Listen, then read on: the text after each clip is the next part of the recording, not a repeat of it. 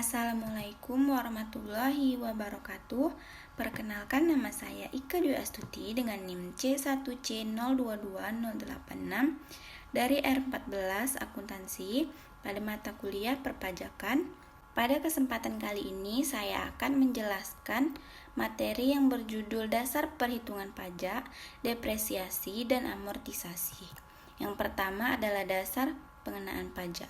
Dasar pengenaan pajak atau DPP merupakan harga jual, nilai ekspor atau impor, penggantian atau nilai yang dipakai sebagai dasar perhitungan besarnya pajak yang terutang. Jadi, nilai dasar yang digunakan untuk menghitung pajak terutang seperti PPN, PPh pasal 22, PPh pasal 23, dan PPh pasal 4 ayat 2 disebut DPP. Rumus dasar pengenaan pajak yaitu penghasilan neto dikurang PTKP.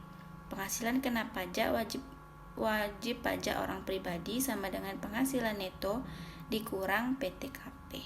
Selanjutnya adalah pengertian biaya. Biaya merupakan pengorbanan atau pengeluaran yang dilakukan oleh perusahaan atau perorangan yang bertujuan untuk memperoleh manfaat lebih baik dari aktivitas yang dilakukan tersebut. Kemudian biaya dapat dikurangkan dari penghasilan neto.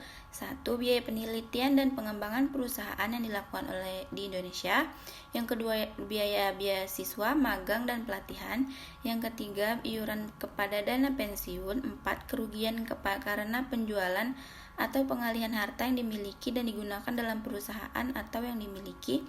Yang kelima, kerugian selisih kurs mata uang asing dan lain-lain. Lalu biaya yang tidak dapat dikurangkan dari penghasilan bruto. 1. Pembagian laba dengan nama dan dalam bentuk apapun seperti dividen. Yang kedua, biaya yang dibebankan atau dikeluarkan untuk kepentingan pribadi pemegang saham. 3. Pembentukan dan pemumpukan dana cadangan dengan syarat tertentu.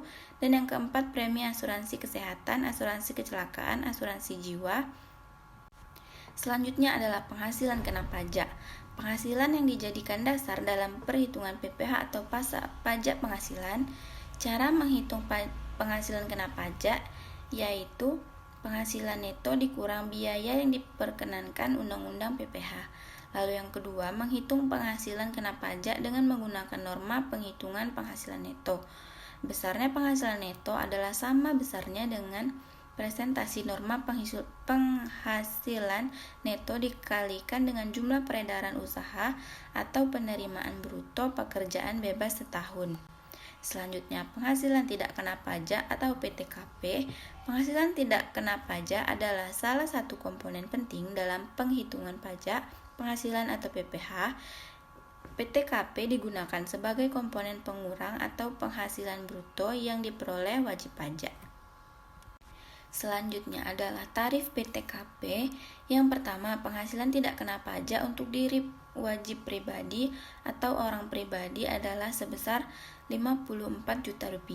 Yang kedua, penghasilan tidak kena pajak tambahan untuk wajib pajak yang kawin adalah sebesar Rp4.500.000.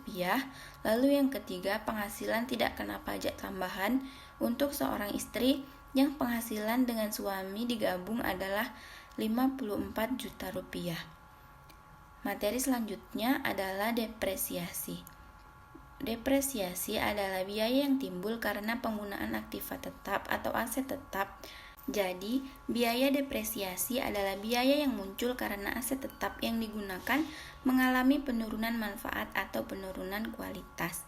Metode dan tarif penyusutan. Metode penyusutan yang dipergunakan adalah metode garis lurus atau straight line method dan metode saldo menurun atau declining balance method. Rumus depresiasi yaitu harga perolehan dikurang harga residu per umur ekonomis. Selanjutnya, amortisasi. Amortisasi adalah proses pelunasan utang yang dilakukan dengan jangka waktu ataupun periode tertentu dan juga dikerjakan secara bertahap.